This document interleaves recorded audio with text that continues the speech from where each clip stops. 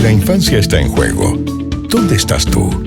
ADN y 3xI presentan el podcast Hay mucho en juego. Un espacio de encuentro para conversar sobre la corresponsabilidad que tenemos todos y todas sobre la infancia y la adolescencia. La infancia está en juego. ¿Te sumas o te restas? Cuando en el último tiempo hemos hablado tanto de los cuidados, ¿no? Y lo hemos repetido aquí en este espacio que hacemos en 3xI y ADN, donde dejamos en claro que hay mucho en juego respecto a las infancias en nuestro país. ¿Quién cuida a quienes cuidan?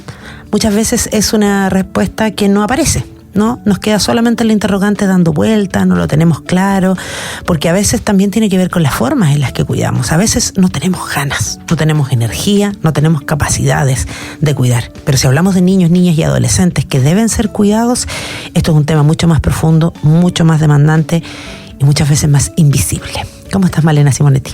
Muy bien, Sandra.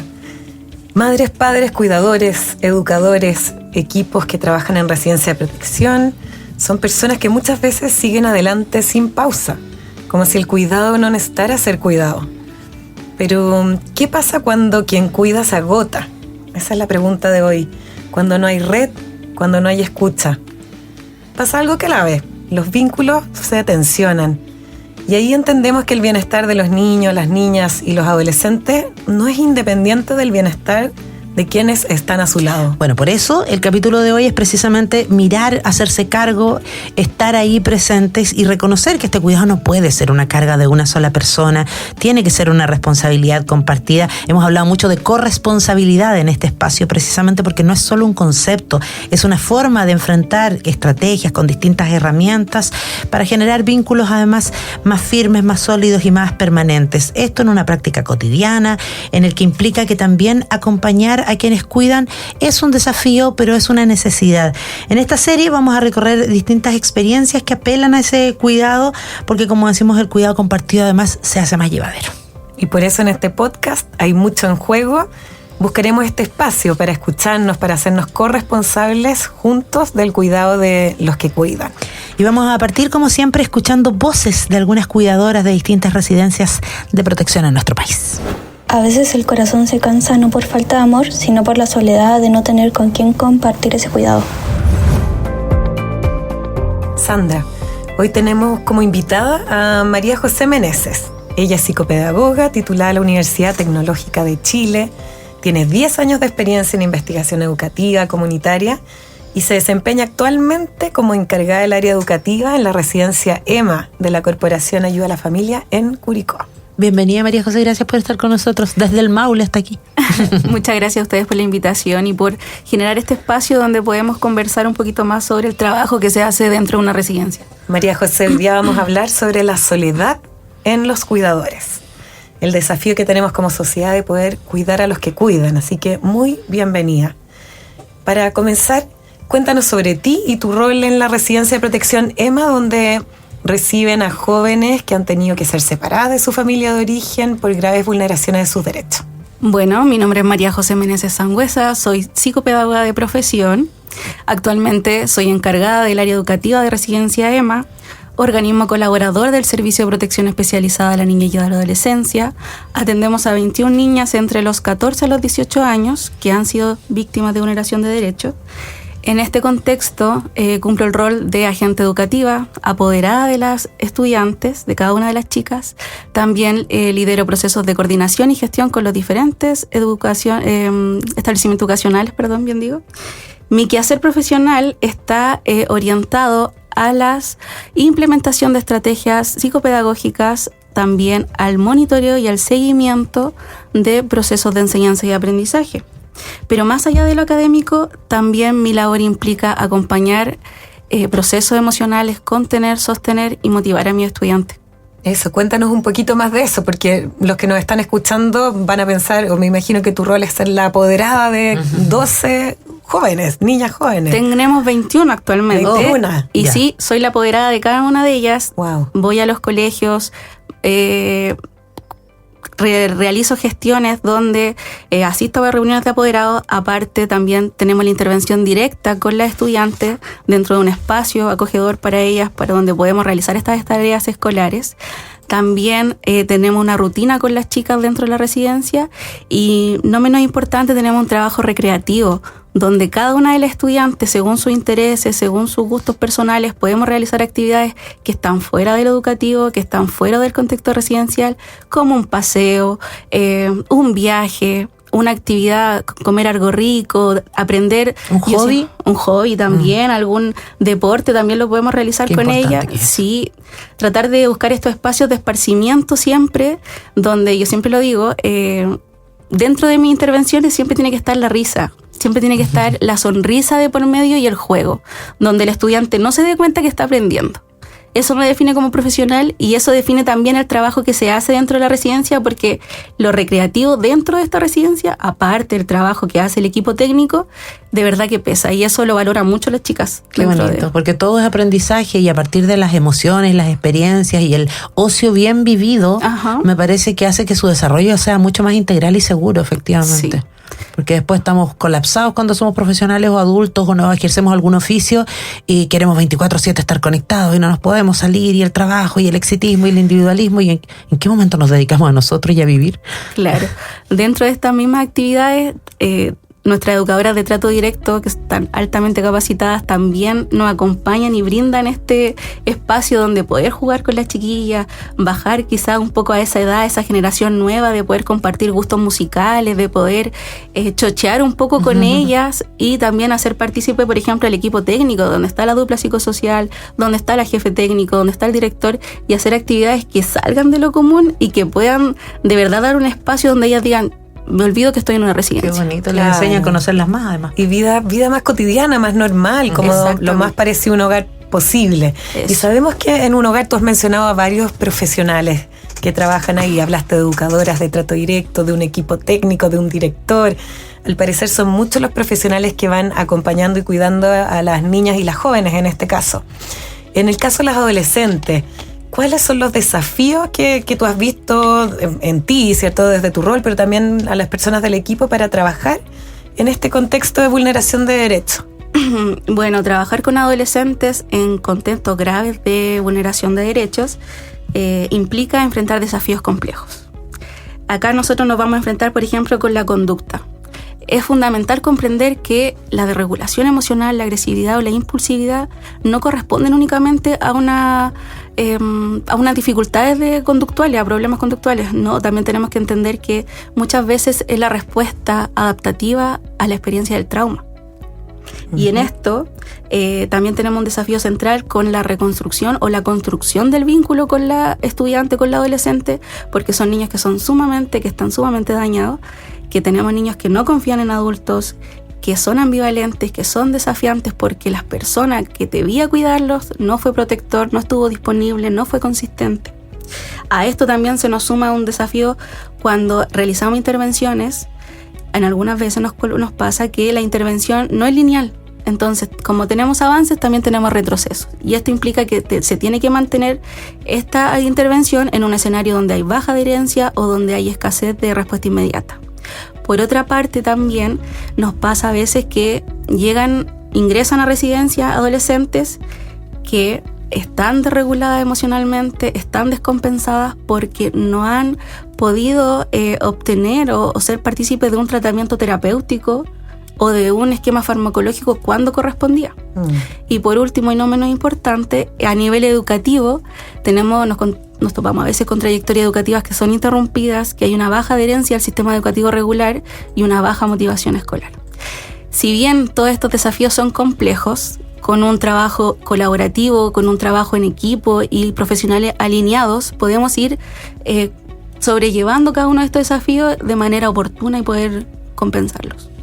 Oye, hemos escuchado, yo por lo menos te escucho ahora y veo que debe ser bien, bien desafiante, porque como tú dices, el repertorio como conductual o lo que expresan estas niñas, la ambivalencia, eso como te quiero pero después ya no te quiero, me imagino que pasa eso, no tengo ganas de levantarme para ir a estudiar muchas veces y se interrumpen esas rutinas o trayectorias escolares.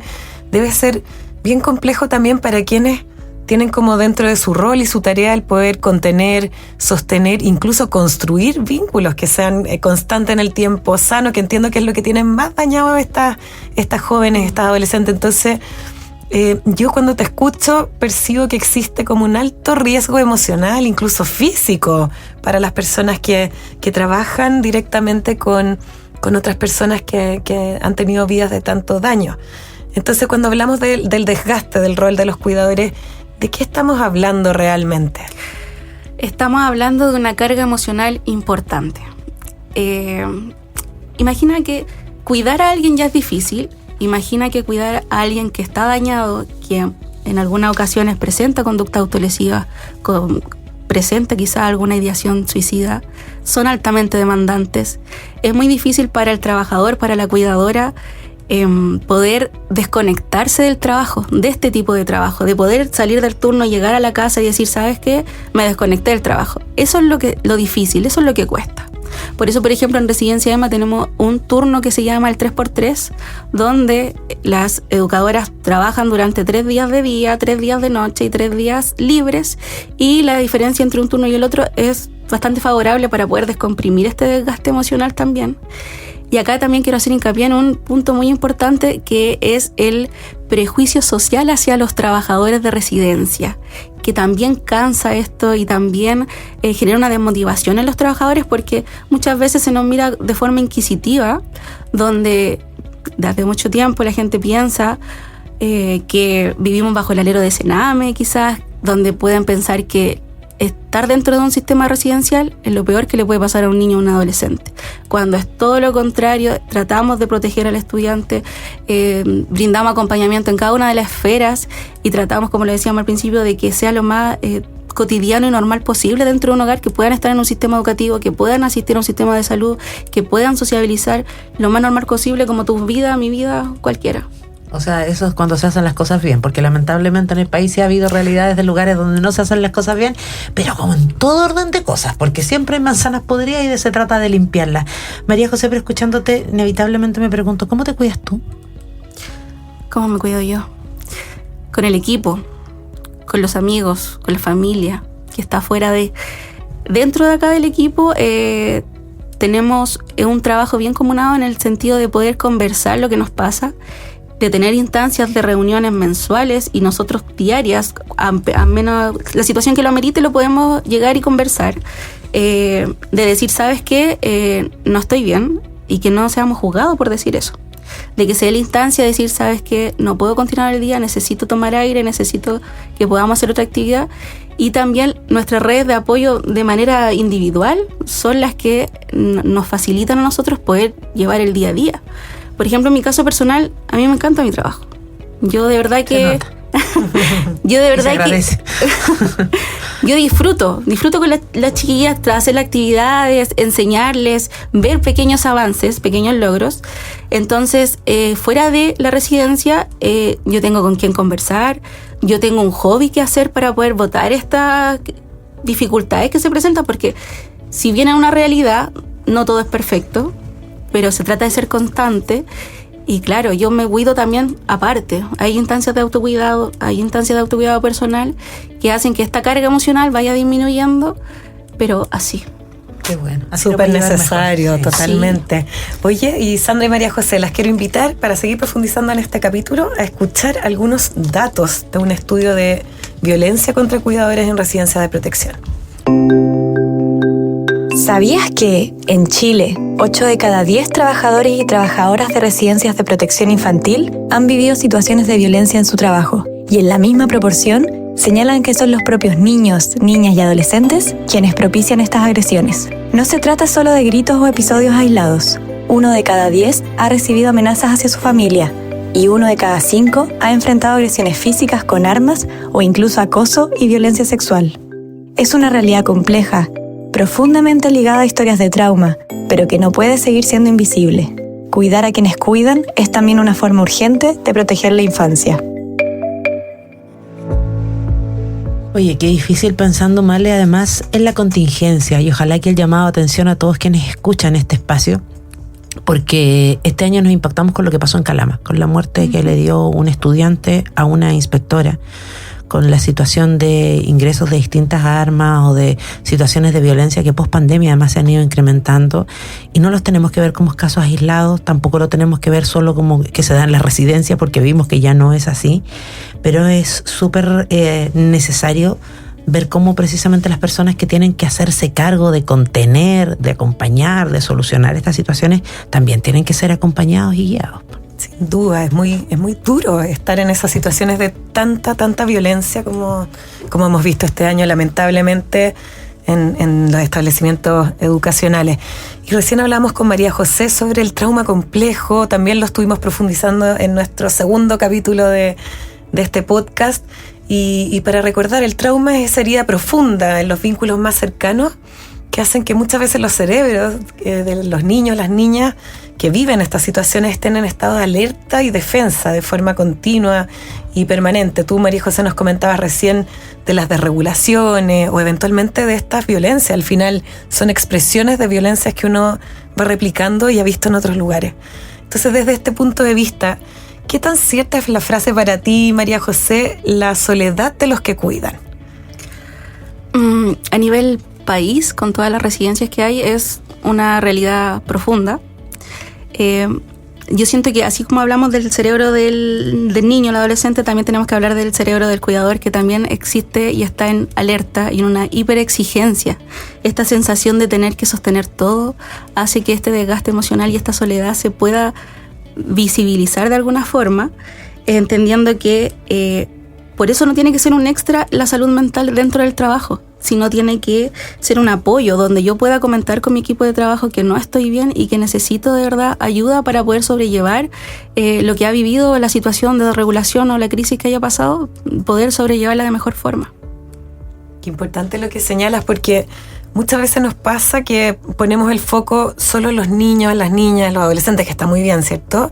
Pero al final es todo un ecosistema, es una comunidad. Hemos hablado de la corresponsabilidad en el cuidado, no como una frase cliché o algo que uno quisiera como decir así por algo bonito, es real. Los niños crecen en entornos y requieren de otros adultos que también estén bien. Y me parece súper relevante lo que dices tú, la necesidad también de tener apoyos en salud mental para los adultos y las adultas que están en permanente contacto con personas que han sufrido tanto. Y desde tu experiencia y pensando en los adultos que cuidan en residencias de protección, pero también comentaba recién Sandra sobre lo que pasó en Calama, las escuelas de alta vulnerabilidad o incluso las propias familias, ¿cierto? Con hijos, hijas. Tal cual. ¿Qué espacios se requieren para cuidar a los que cuidan? Yo creo que los espacios que se necesitan y son claves para este cuidado deben señalar, por ejemplo, la supervisión clínica, que no sea caso a caso con los niños, sino también sea con el cuidador que vive alguna situación. También podemos encontrar espacios de autocuidados protegidos, espacios de esparcimiento fuera de la residencia para los cuidadores, instancias de reflexión en equipo, que por ejemplo acá en residencia tenemos la reunión mensual, donde estamos el equipo técnico y el equipo de educadoras, donde se señalan inquietudes, se habla de temas difíciles, se hablan de sugerencias para poder trabajar con la niña y el adolescente, y este espacio también nos brinda una contención colectiva de tanto retroalimentación para los educadoras como para el equipo técnico. Y también tener la capacidad de poder regularnos dentro de un espacio cuando nos sintamos seguros de poder, de que esto que generó tal desregulación no genere algo en la vinculación que yo tengo con el estudiante, con el niño, el adolescente. Que no haya un traspié ahí porque pasó cierta situación y que yo después voy a estar con otra disposición al trabajo con los estudiantes. Por eso es tan importante estos espacios para poder conversar y botar esta carga emocional que le decíamos anteriormente. Eso tú también lo señalabas, que lo haces como con tus propias redes, ¿cierto? Una vez que sales del trabajo y qué sé yo. Estoy pensando también en las personas que nos escuchan, algún papá, una mamá, una tía, una abuela, un abuelo que cuida, un vecino que de repente o vecina que se queda a cargo de algún niño. ¿Qué espacios podría hacer o qué recomendaciones así en lo concreto para descomprimir? Bueno, para descomprimir desde la maternidad, ya juntarse con una amiga que ya es madre y hablar de la maternidad, ya sea bueno o malo, es una forma de descomprimir. Salir del espacio en el que estábamos todo el día maternando también es una forma de descomprimir. Dejar de romantizar la maternidad. Dejar de romantizar la maternidad, sí. Pucha, que ayuda eso.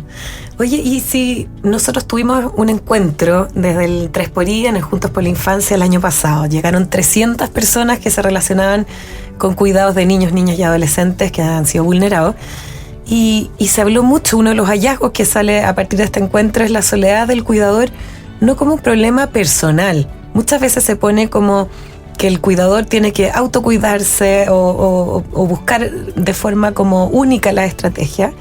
Y aquí aparece mucho en las conversaciones que es una falla sistémica que puede fragilizar toda la intervención. Algo mencionabas tú al final de la respuesta anterior. Si el cuidador se quema o pierde la esperanza, ¿la capacidad de sanación del niño puede verse comprometida? ¿Cómo lo ves tú? Siempre y cuando haya votar este desgaste emocional, yo siento que, bueno, hay distintas realidades, pero la idea es que no pase esta diferencia entre la relación que tenga yo con el estudiante o con el adolescente, porque los vínculos dentro de la residencia son vínculos que muchas veces se quiebran, que uno tiene que permanecer ahí aunque el rechazo esté latente. Si la consistencia del adulto, el cuidador, va a hacer que este vínculo permanezca. Con un niño que no confía en un adulto o que se encuentra ambivalente, lo principal aquí es permanecer, siempre y cuando estemos bien cuidados, pero permanecer. Sostener ese vínculo. Sí. ¿Y qué hace falta para que ese cuidado deje de sentirse como una carga solo individual? Me imagino que sostener, como decías tú, y sentir que además estás solo sosteniendo debe ser muy, muy difícil. ¿Qué podríamos hacer ahí? Bueno, yo creo que tenemos que dejar de pensar que es una carga individual el cuidado de los niños y adolescentes. Esto es algo estructural, sistemático, de redes, instituciones que trabajan con nosotros.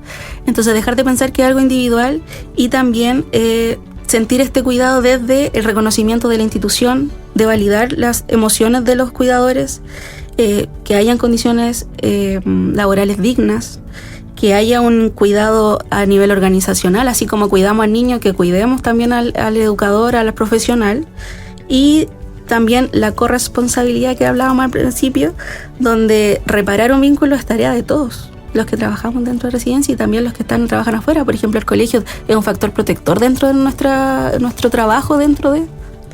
Bueno, es que todos nos vinculamos finalmente, pues nuestros niños y niñas sobre todo, y por eso hay que recalcar aquí esto de que efectivamente no tiene que ser una carga individual el cuidado, porque somos parte de un tejido social, de una comunidad, y nos pasa en distintos ámbitos. Ya mencionábamos recién el tema educativo y vamos a profundizar un poquito ahí porque ha sido tema todo este año, sin lugar a dudas. Está presente incluso la legislación a partir de un aula protegida que se va a extender seguramente, y es un trabajo que tiene que seguir avanzando y todos tenemos que hacernos cargo de ello. Y les voy a invitar ahora a compartir la escucha del testimonio de una profesora que es de Cerro Navia, que trabaja con jóvenes de educación media. Por un tema de seguridad precisamente no vamos a identificarla, pero por supuesto que su testimonio es muy valioso para entender cómo incide el estado anímico del trabajador con un educador cuando está en la sala de clase enfrentando a sus estudiantes. Yo soy profesora de un colegio en Cerro Navia y el estado de ánimo incide 100% en mi trabajo. Constantemente tengo que estar regulando mis emociones, ya sean de manera positiva o negativamente, para poder hacer mi trabajo de una manera profesional y que no incida en el aprendizaje de los niños, porque si yo hago una mala clase con mala disposición, el aprendizaje de ellos tampoco va a estar en una buena disposición y no se logra al 100%. Hay un concepto que se utiliza mucho que es la de regulación emocional docente y que no se trata mucho, sobre todo cómo eso impacta en nuestra salud mental. La violencia está presente no solo en las aulas, en los establecimientos, en los colegios, en las poblaciones, en las villas, con los vecinos, en la vida misma, y lamentablemente los adultos no somos el mejor ejemplo como para pensar que va a cambiar mucho el panorama, por lo menos en el mediano y corto plazo, ¿no? De hecho, los adultos somos el ejemplo muchas veces para niños, niñas y adolescentes. Lo que vimos ahí en la escuela tiene que ver con eso, con cómo se replican modelos de violencia.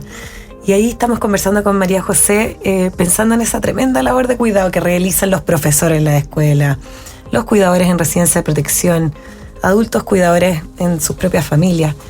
¿Cómo pasamos de una lógica de cada uno se cuida como puede, a una cultura de cuidado más colectivo, María José? Como bien dijimos anteriormente, dejar de pensar que el cuidado es individual y hay que tomarlo como de forma, como una tarea compartida. Esto también tiene que ver con realizar actividades o generar condiciones concretas. Por ejemplo, el tiempo protegido para el descanso, que hayan espacios de supervisión, que se dé el espacio de reflexión y que los equipos se puedan sostener entre sí, y que el liderazgo de cada uno de los directivos dentro de las instituciones validen el impacto emocional que tiene el trabajo residencial.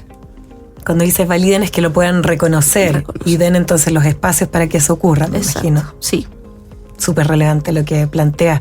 ¿Y cómo se construyen límites claros y sanos en trabajos donde hay tanto compromiso emocional?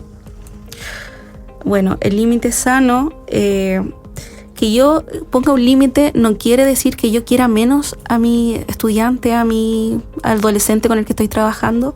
Poner un límite sano marca un hito en hacerse cargo de lo que estoy viviendo, que no me afecte tanto, y poner el límite con el adolescente para poder generar un espacio donde yo pueda trabajar más ameno con él y él trabaje bien conmigo. Es que, por ejemplo, una actividad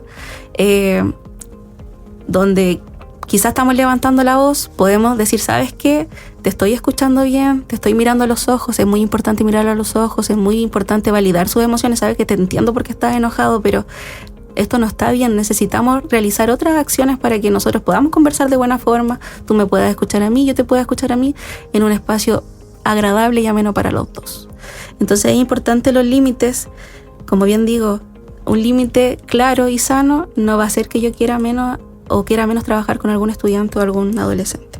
De hecho, como que los jóvenes y adolescentes entienden que cuando les ponen límites es una muestra de amor, porque se están preocupando de que hagan las cosas bien. Es cosa de escuchar testimonios o de ver estudios cuando hay niños que lamentablemente no lo están pasando bien o no están haciendo bien las cosas, y una de las cosas dicen es que a mí nunca me pusieron límites, nunca me rayaron la cancha, y sienten que eso puede ser como despreocupación, como que los dejan que hagan lo que quieran, claro, porque no nos importa. Como sentirse menos importante, y también tal vez probando, pues yo creo que los chiquillos, las chiquillas de las residencias de protección también, y los adolescentes en general, están probando ese límite con los adultos. Haciendo un gallito. Claro, quieren diferenciarse, quieren ver hasta dónde llega, si es que están los cuidadores o no. Entonces me parece súper importante lo que señalas tú, y como con un ejemplo tan concreto, María José, gracias, porque uno de repente no tiene idea cómo hacerlo. Me gusta eso que dices tú, como mirarlo a los ojos, decirle el tono de la voz, como poder ir mostrando y también reconocer que el otro puede estar frustrado, enojado, angustiado, qué sé yo, pero con respeto, exigiendo también ese respeto. ¿Y qué mensaje podrías darle tú a las personas que nos están escuchando y que hoy están cuidando y quizás se sienten un poco sobrepasados? Bueno, lo primero decirles que lo que están pasando dentro de estos contextos es esperable, no refiere que sea debilidad dentro de mi rol. Estoy pasando por algo que se siente que es verdadero, pero que los pequeños avances que tenemos con los chicos, que son de manera gratificante, vemos frutos más adelante, somos un personaje protagonista dentro de la vida de los niños y los adolescentes, donde no hay familias disponibles, donde están los cuidadores como figuras y referentes significativos para cada uno de ellos. Lo importante es